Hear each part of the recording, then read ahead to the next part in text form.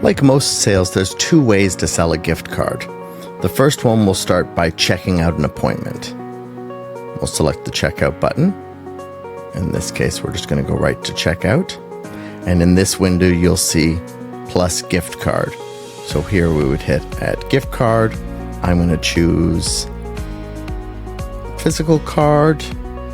I'm going to call it number 15. I'm going to give the gift card value $100, and I'm going to add it to the sale. And then there you'll see one gift card.